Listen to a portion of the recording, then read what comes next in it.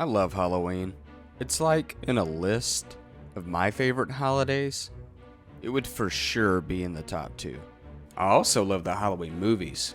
Some of them are cinema gold, while others are cinema gold.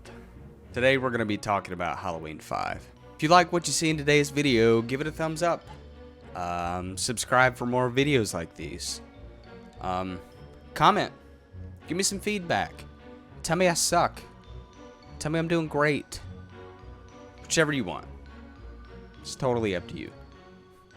Halloween 5 was released on October 13th, 1989. It was written and directed by Swiss-French writer and director Dominique Othenin-Girard. I checked out his IMDb page, and apparently he directed an erotic thriller called Private Lessons. It's getting sticky up in here, girl. Another story. It wasn't great. I also feel like it's important to note that Halloween 5 is the lowest grossing Halloween film to date. I know there are some pretty big die-hard fans of the series. Personally, I'm a pretty big fan myself, so don't take anything I say too seriously because they're all jokes. And I think it's also important to be aware of mistakes that a film makes, because sometimes you can learn from them. Other times, they're just genuinely fun to laugh at. So, starting with the title sequence, I actually like what they did here. It was clear that they were going for their own rendition of Halloween and Halloween 2's opening sequence, and I think it's creative. What I'm not crazy about is the music. I don't like it. But I think it blends together well with the Halloween theme.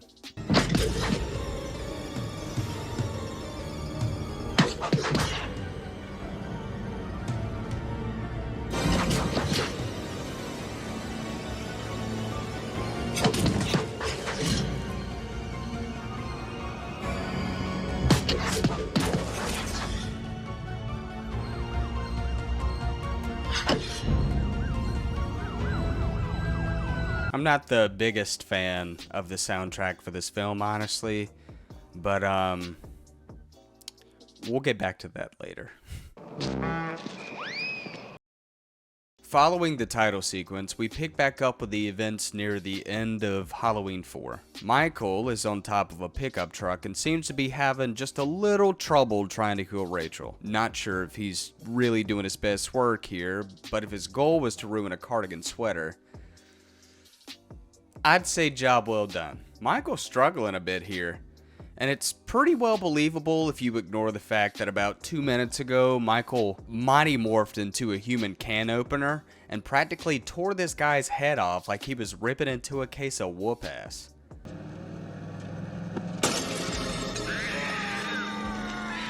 I wonder if this is all just kind of a misunderstanding. Like, maybe Michael just hates cardigans, but he's just super aggressive about it.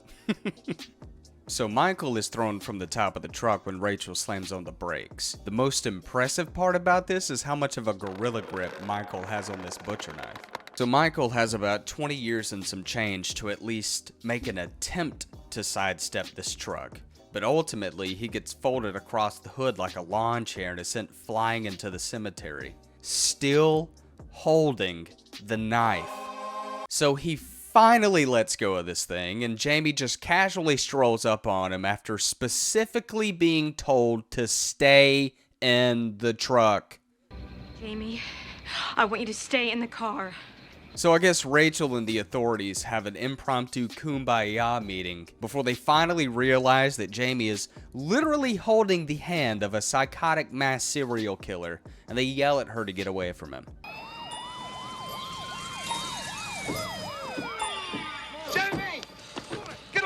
Don't touch him, Jamie! Michael, having mastered the art of the gorilla grip jitsu, pops up in hopes of swinging his knife with merciless intent. Unfortunately for him, Jamie takes a stage dive and he's turned into shredded cheese, still holding the fucking knife. So Michael gets dropped, and it looks like he falls into an abandoned shaft. The authorities drop a stick of dynamite in there to finish the job, but Michael escapes and begins to float downstream. So after floating downstream for a short time, he's able to pull himself out of the water and approaches this guy's fort shack.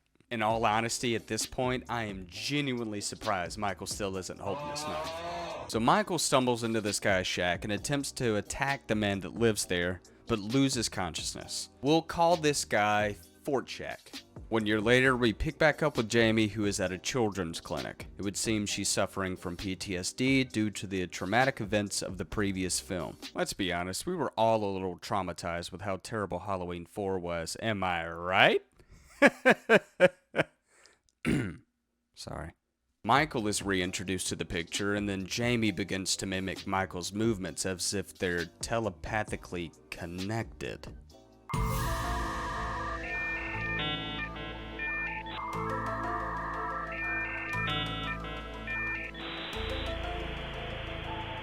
Okay.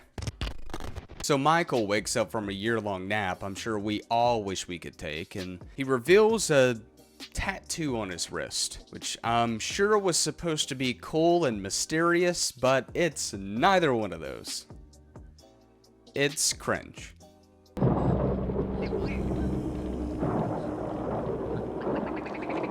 But honestly, so is the Thorn Cold angle. Or at least how it was portrayed. There. I said it. Fight me. So Jamie tries to warn the doctors that Michael is coming after her, and while Michael is taking this guy to Pound Town, Jamie begins convulsing. They rush her into an operating room for an emergency surgery to open her trachea, but at the last second, Dr. Loomis steps in and stops the surgeon. Leave her! This girl is dying! I have to open her trachea, for God's sake! She will stabilize. She's dying! No.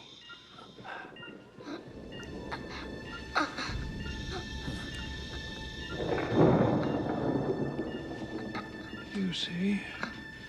I see you still want this girl dead. The surgeon's pissed, and I can't say I blame him, but that old bad Dr. Loomis hasn't been wrong yet. Anyway, Michael kills Fort Shack, but hold on. I have so many questions right now. So you're telling me Michael and Fort Shack has just been kicking it together for the past year? The hell's been going on in this place? First of all, how has he been taking care of Michael? I mean, I know old Mikey has been shredded harder than a Bohemian Rhapsody guitar solo, but has he not questioned himself once as to why Michael has been brain dead for the past year? I mean, has Michael been fed or given water? Not to mention, it looks like Michael has been sleeping on a concrete bed for the past year. No wonder he woke up and killed this dude. Waking up with aches and pains, all grumpy and shit. And where in the hell did all these candles come from? And how in the hell did Michael get a new mask? The only reasonable conclusion that I can think of that explains this away is that Fort Shack felt bad for Michael, so he went into town and got Michael a new mask. Because it's a housewarming gift or something. I don't know, though. Shut up, Zach. Don't ask questions. Bend reality for the sake of the movie. Just enjoy it. Boogeyman Bayard. That's all you need to know. Now, I know some of you may be thinking, dude, there absolutely has to be an explanation for all of this. And I'm pretty sure the rest of you that already know the answers are probably ready to drop kick me through the screen. But if you're curious to know, yes, there are answers. And no, they're not in the original film. Turns out that Fort Shack here was originally named Dr. Death. There were deleted scenes of an alternative exchange between Michael and Dr. Death, as well as him performing rituals in an attempt to resurrect Michael. As a matter of fact, it was originally Dr. Death who gave Michael his sweet Thorn Cold ink. By the way, that's where all the candles came from. They reused scenes that they shot of the Dr. Death scene, then just plugged them right in. And for the most part, it worked, I guess. Don Shanks, the actor who played Michael in Halloween 5, actually spoke about Dr. Death in 2019. I won't quote him word for word, but if you're interested in reading more into it, I'll leave a link of the article in the description. Essentially, he states what I've already mentioned about the rituals and tattoo, but goes on to say that the scenes were deleted because Mustapha Akkad believed it delved too far into the occult. Alright, let's take a pit stop. We're gonna deviate for a second and talk about this Dr. Death scene. It's awful. I'm sorry. First of all, the voiceover work here is pretty bad. Aside from morbid curiosity to watch this scene, the voiceover work here was so bad to the point where it was really the only thing I could bring myself to pay attention to. On the night of All Souls when witches roam, an offering will make the spirits feel at home.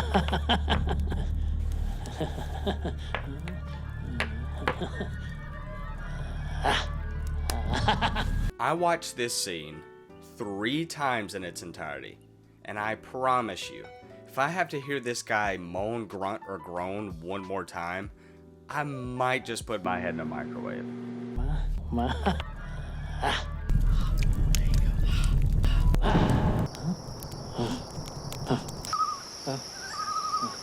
Just when this scene can't get bad enough, it just goes off and absolutely redeems itself. Michael was creeping up on Dr. Death's shack. He collapses, which causes a commotion. Dr. Death heads outside to investigate, and this happens.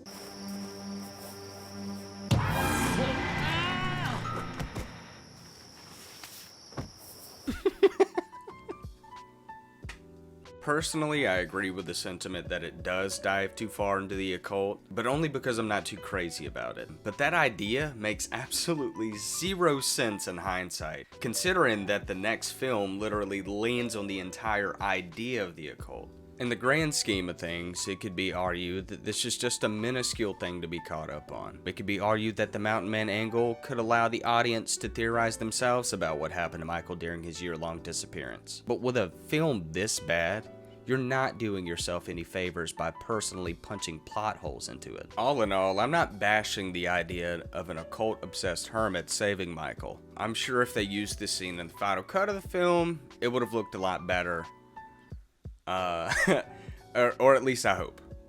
But if this is what the final cut would have looked like in the film, I wouldn't have been mad if it was replaced.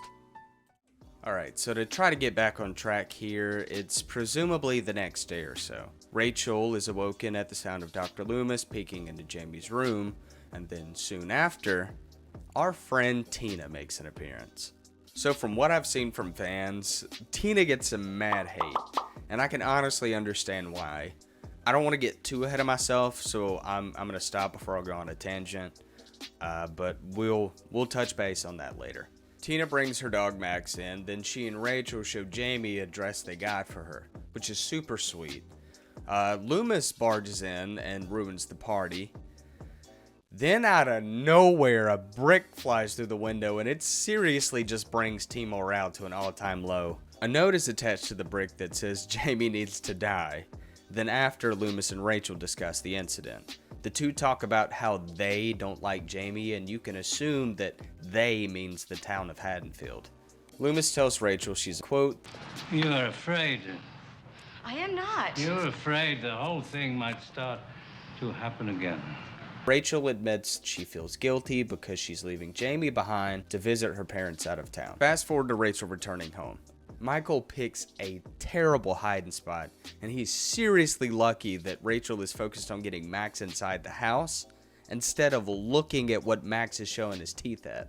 You would think that someone who was traumatically hunted down by a knife-wielding psychopath only a year prior would be just a little more alert to their surroundings. But hey, maybe I'm being hypercritical. Michael begins to stalk the house, and soon Jamie's spidey sense begins to pick up danger. Loomis finds out, and he decides to give Rachel a call. Michael is either a dog whisperer, a magician, or both.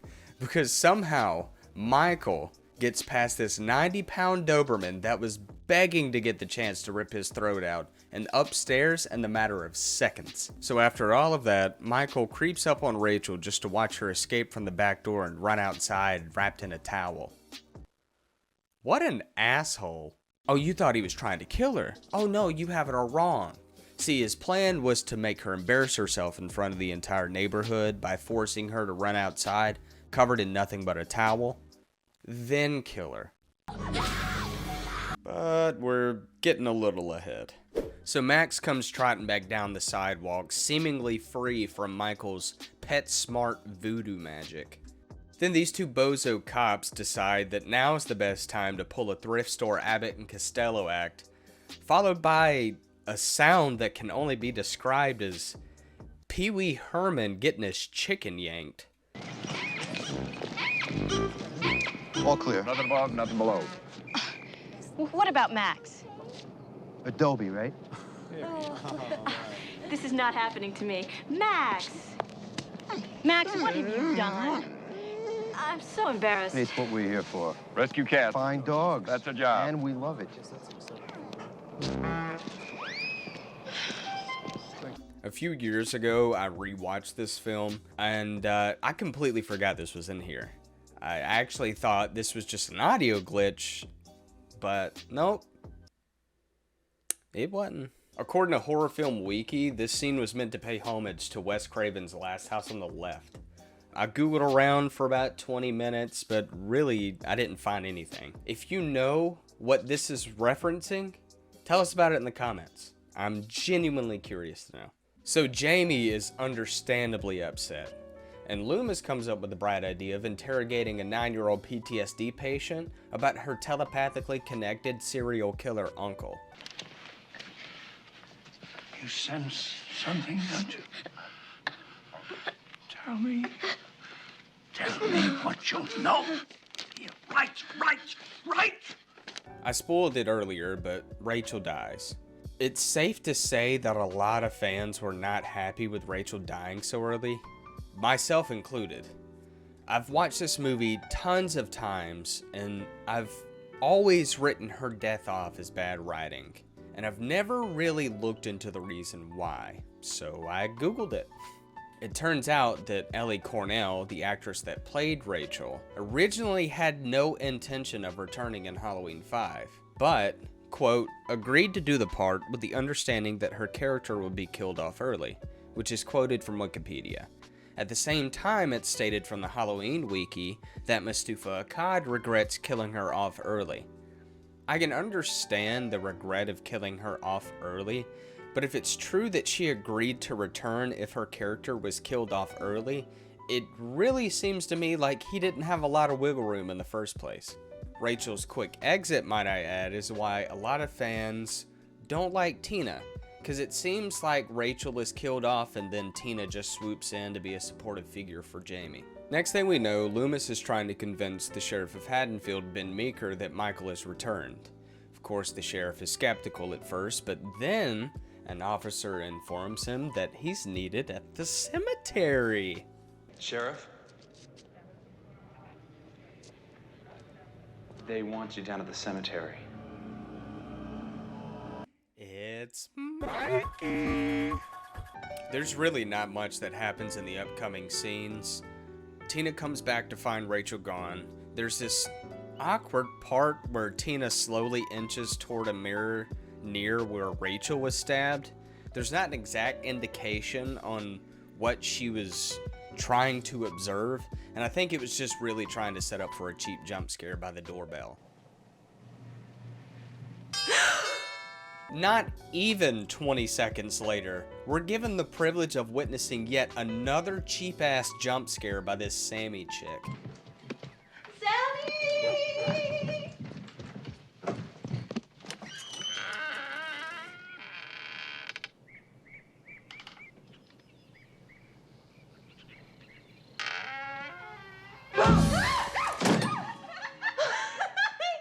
Poor Max. This dog has been barking for hours trying to let people know that Michael is there, and it's just not working. Oh, Max! Shut up, canine trap! The two leave the house and Michael watches them from the living room window like a big goofy idiot, then does his best David Copperfield impression. Yet, you can still see him slowly moving out of the way before Tina walks off. Tina and Sammy go for a walk and talk about boys while Michael's big goofy ass lazily attempts to hide behind a tree. What the hell is this music, and why did they think it was a good fit for this scene? It sounds like something ripped out of a 70s softcore soap opera. Come on, you guys can have the house to yourself. It's cool. Mikey and I like it in the car. We meet Tina's boyfriend, Mikey, and it's like this dude stumbled on a socket wrench, slipped on a can of Dapper Dan, and landed in a leather jacket. He is your stereotypical greaser. We find out very quickly that Mikey is just simply an asshole. Tina becomes so engulfed in Mikey's egotistical prowess that Sammy has to remind Tina that they have to go by and check on Jamie. And of course, Crybaby here has an issue with that. Tina, I thought you wanted to see Jamie. Look, you're killing me, babe. Okay? What'd you just get at? We could go later, right, Mikey? Right?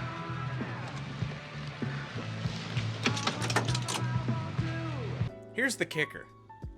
They're literally right beside the clinic. Did that not occur to any of them? It's not like they didn't know where it was. They're so close to the building that when they speed off, it wakes Jamie up. When Jamie wakes up, she looks out of the window and she sees Michael, who she thinks begins to pursue her, only for her to be found by the janitor in the basement moments later. Loomis yells at Jamie some more about Michael, and then a nurse comes in and saves Jamie from another verbal elbow drop. There's this other goofy scene about this guy stepping off a bus and makes a dog yelp. It's really, it's just a useless scene, honestly. Loomis visits the Myers home in pursuit of Michael. He comes up empty-handed, but we see that Loomis is being stalked by the creepy guy that walked off the bus. And oh my god, no way! He has the thorn symbol too! Michael picks yet another egregious hiding spot and somehow still hasn't drawn attention to himself. Jesus Christ. Mikey shines his car, gets scared, acts like a baby. Just doing Mikey shit. The cops roll by and sound their siren to scare Mikey, I guess. It's a little corny, then the exchange is followed up by this S-tier dialogue. Friends of yours? For once, I think Mikey actually reacts appropriately to this. That kind of behavior just does not need to be encouraged. Mikey pulls around to the back of the store because he and his retail buddy are still in alcohol for their Halloween party. That's when Michael strolls on in on Mikey to turn his world on its axis. Michael scratches the fuck out of Mikey's car.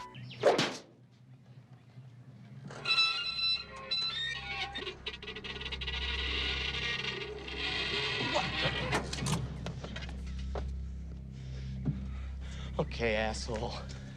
You wanna play? Trick or treat!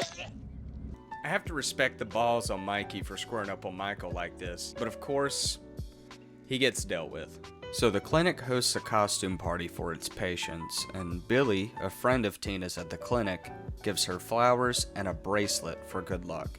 Next, Michael picks up Tina from her house in Mikey's car. Tina trots into the car, and to her surprise, Mikey isn't very responsive. I don't know whether it's more of a nod toward how much of an overly sensitive, hot-headed baby Mikey was, or how gullible Tina is that she didn't realize something was wrong here. I want you to know, I just love barbaric men.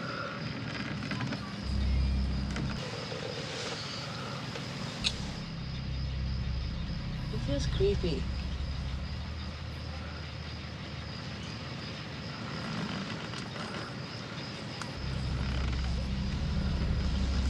Every fiber of my being would tell me to get the fuck out of Dodge. Except it's a Chevy. That would no longer have me in it. Meanwhile, at the clinic, while all of this is going on, Jamie has an episode and she passes out as Michael speeds off. Also, there's the thorn wrist, stalky guy. Stalky tattoo guy. again. Tina accuses who she believes is Mikey of giving her the silent treatment, then yells at him to stop at a gas station, and he initially speeds up.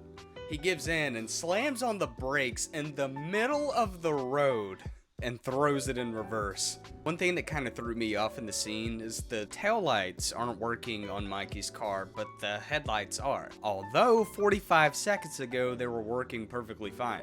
My guess is that Michael just turned them off. I guess abducting Tina was too easy of a task, so he just turned them off in hopes of getting pulled over and just making it more excitable. Jamie happens to mutter a few words and warns that Tina is in danger.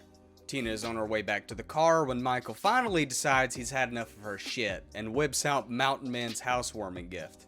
The cops swoop in and pick up Tina just in time, and Michael nopes the fuck out. Why does Michael look like this?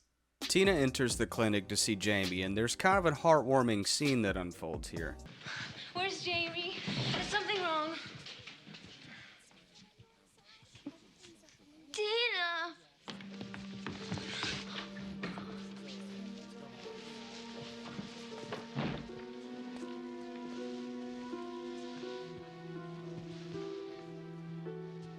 Say it again. Tina? I love it. Next, Jamie begs her not to leave, and Tina says she has to. When Jamie asks her why, this is what she says. You might not understand, but when you're older, there are people you're gonna meet who make you feel like connected, like your heart is made of neon, and when you find them, you have to be with them. In my opinion, it's this exact reason here why I don't like Tina. I mean, other than having to be reminded to check up on Jamie because you're oh so lost in Mikey. It's the fact that she's supposed to be a supportive figure to Jamie, yet leaves her alone at the clinic to slap thighs with great value Danny Zuko. It's absolutely ridiculous. Even Loomis tries to get Tina to stay, and she's super dramatic with her response. It's great though, I love it. All right, why don't you stay the night? Oh, I'm sorry, I gotta run. Tina, please. Stay away, okay? You know, you're really creepy filling that little girl with all that boogeyman crap. I believe that you're in danger. Jamie believes it too. Jamie's a 9-year-old girl. Be sensible. I'm never sensible if I can help it. Tina! Loomis gives these two bozo cops from earlier the business, and they make them follow her to ensure that she's safe. As the cops meet Tina outside, she decides there's no better way for them to follow her than for them to give her a ride to the farm. Somehow, Jamie finds a way to sneak out of the clinic trying to look for Tina. Then Billy tags along and offers to take her to the farm. Michael pulls up to the Halloween party and the cops literally watch him park, but they decide not to pursue him because they can't see that it's him. Michael walks around the house watching the Halloween party through a few windows because apparently there's a fucking window blind shortage in the town of Haddonfield. Tina and Sammy's convenience store boyfriend play a prank on the cops. Take me, but spare my friend. She's a virgin. Got her phone number? You think that's funny? Hey, no, man. No, hey, just a little Halloween prank, okay? Definitely not funny. Somebody could easily be dead right now. Fortunately, we're lousy cops. Sorry. They lollygag around in the barn chasing kittens. Then there's a series of terrible, just awful jump scares courtesy of Mr. Convenience Store boyfriend dressed as Michael. Boo!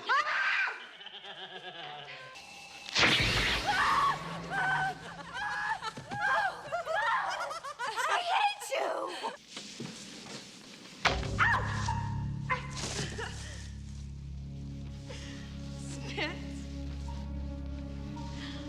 Spitz! Oh my God!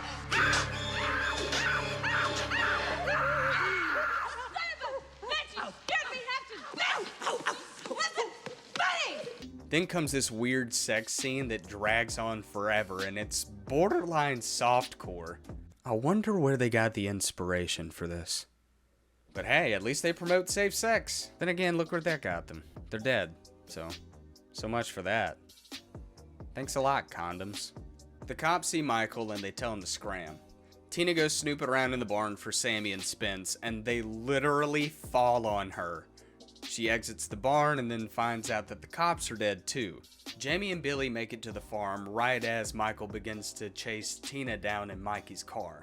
Michael then decides to try and mow down Jamie and Billy. There's a part where Tina yells at Michael, and I think it's important to note because she really charges up for it. Stay here, Billy. I'll be back. Leave her alone! So Michael ends up wrecking the car. Probably because he's driving a car in the fucking woods. And for some reason, Jamie thinks he's dead? Jamie literally witnessed this guy get hit by a truck and have an entire armory unloaded into him. But la-di-da, a car crash I guess is just Michael's kryptonite. Of course Michael gets out of the car and continues to chase Jamie, then Tina is killed trying to save her.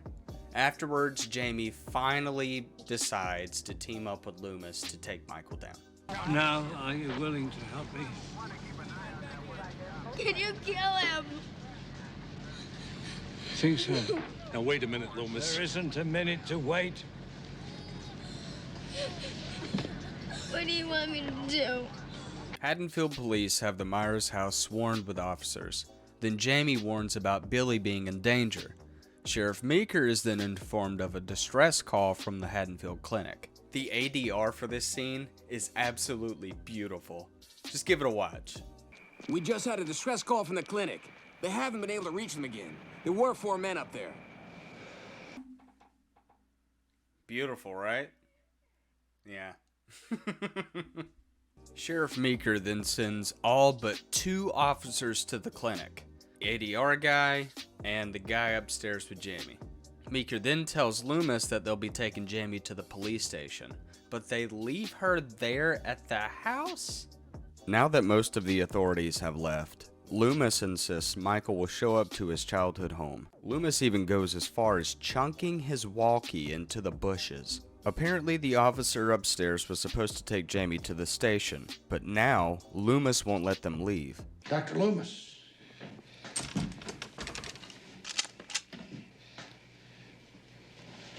What the hell are you doing?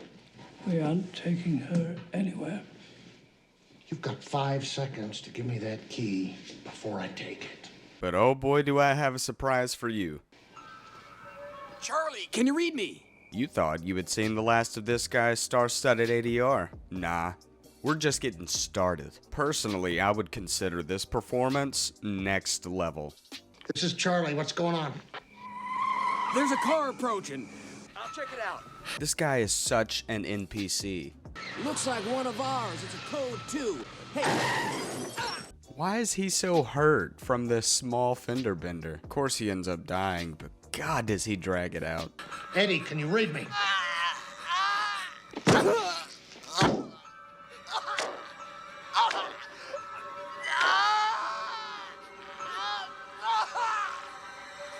Eddie, come in. Immediately after, Loomis decides to pull this stunt. Gotta call Meeker. Crazy son of a bitch. Charlie. Michael Myers is outside. Stay with the little girl. Please? Yep. Let's smash the only means of communication with the police while a mass murderer who has survived being shot, burned alive, and shot again to the point where he was grated cheese, then by your knowledge, survived a blunt force explosion from a stick of dynamite, is just casually on the way to fuck y'all up. Michael gets in the house and Loomis begins talking to him. You can see Michael slowly raising a knife in the foreground for no reason while he stands there like a goofball. It's so weird. Loomis then proceeds to get fucked up, but for some reason Michael doesn't take just a few seconds more to finish the job. Then as Michael breaks into the room that the cop and Jamie are in, We find out that this particular cop has a superpower. A particular superpower that's seen quite often in films. It's the ability to shoot 10 bullets out of a 6-round revolver without having to stop to reload.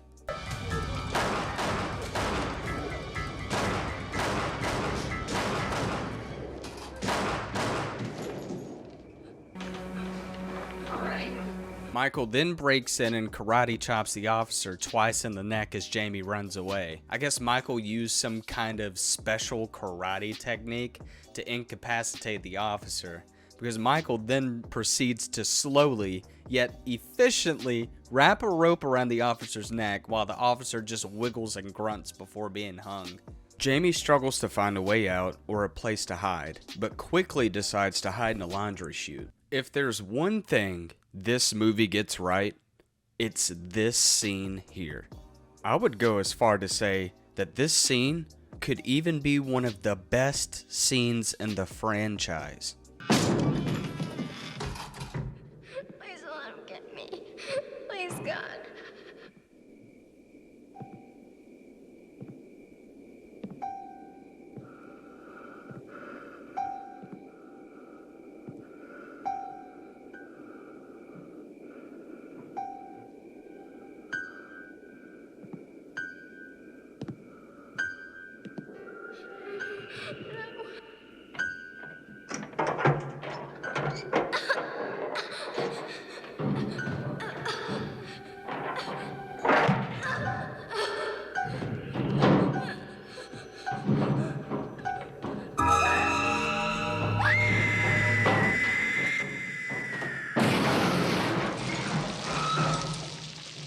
To me, I feel like this scene shows a good balance of panic and subtlety, and is capped off by strong pacing.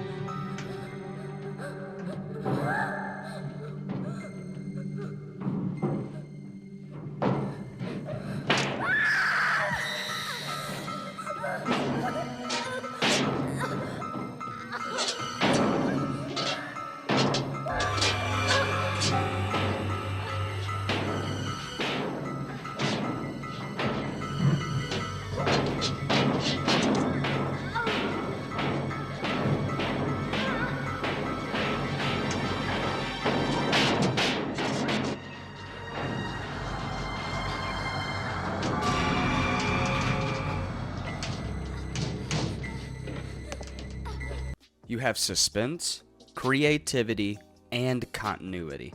As bad as this film is, I have to give credit where it's due, and here they definitely hit the mark. Jamie manages to escape to the attic and is mortified to find Rachel there dead. There's a coffin from where Michael dug up a grave at the cemetery, and Jamie decides to lay in it, in my opinion, as a last-ditch effort. Michael quietly approaches Jamie and is about to offer before she discovers Michael's covert trigger phrase.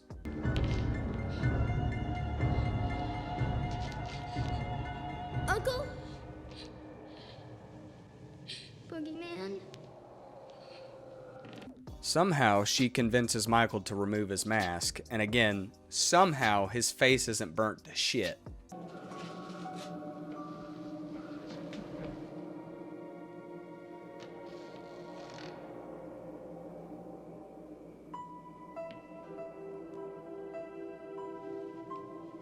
You're just like me.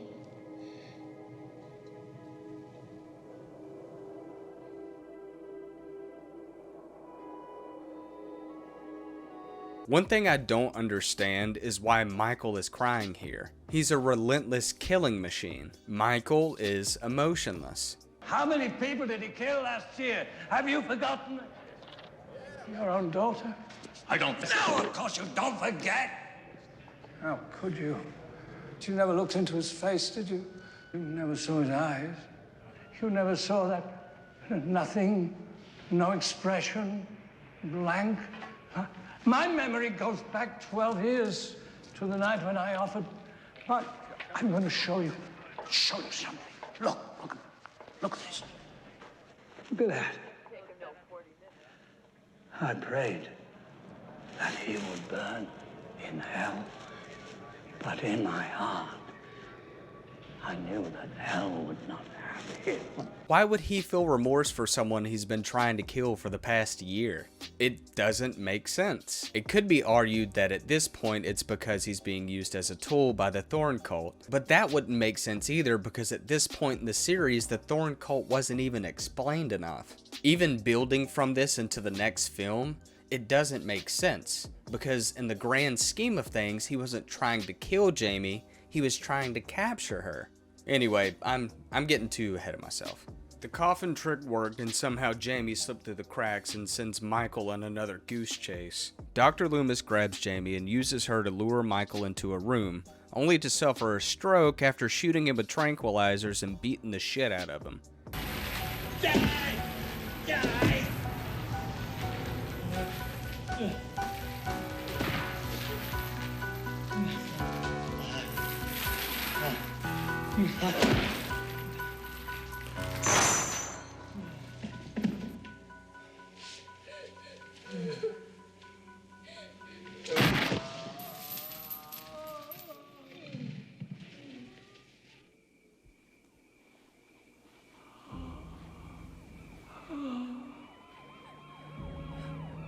The film doesn't actually explain what happened to Loomis though. I actually had to Google it to find out what happened, so you can assume the audience just thought he was dead.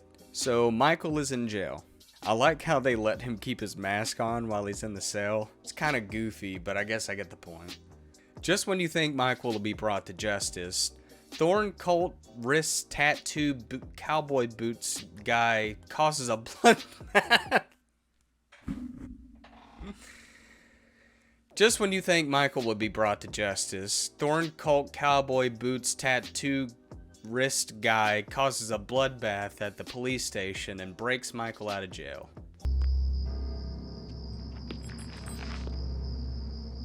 Okay, Tony, I'll see you in the morning, huh? Good job. All right, take care, Joe.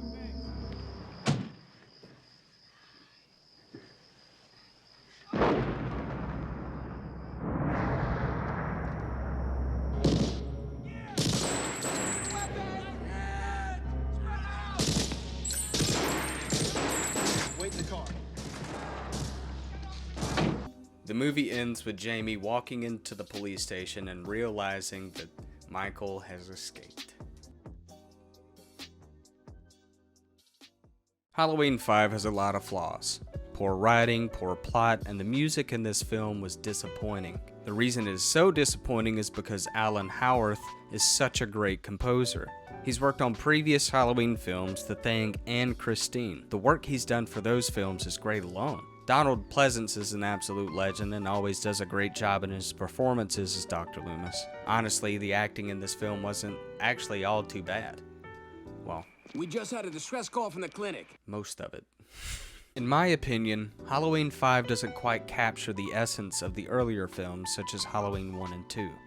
I feel like part of what makes the first two films so great is the pacing. Even though Halloween 4 does this pretty well, granted part of the reason this pacing works in the fourth film is the reintroduction of old characters and the process of meeting new ones. Michael also essentially creates a new identity and a new hyperfixation.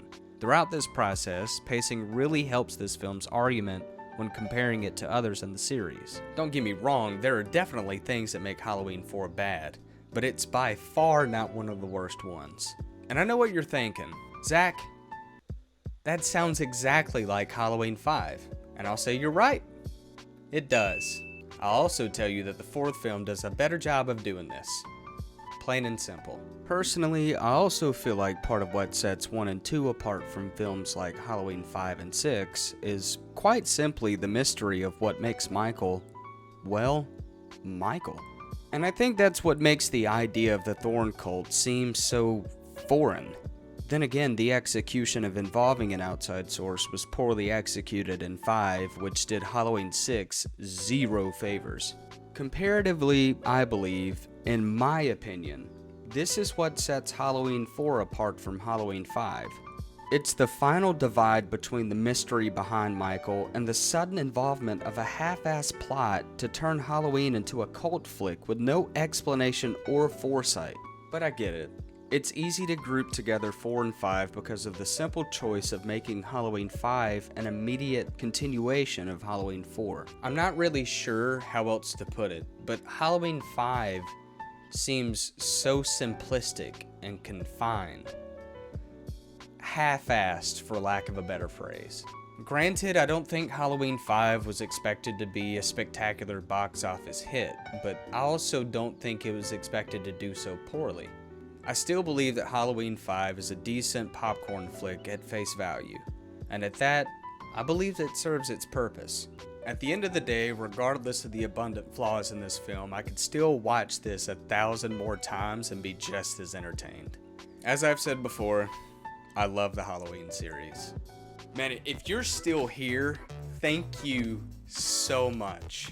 I put so many hours into this video, and it took way too long to make, but you took time out of your day to watch this video in its entirety, and I can't thank you enough. So thank you so much for being here. Thank you so much for watching this video. It means a lot to me. Again, I will say it 1,000,000 times. Thank you. But that's all I got for today. Stay warm, stay cool, stay hydrated, stay awesome, stay you. Hope to see you in the next one.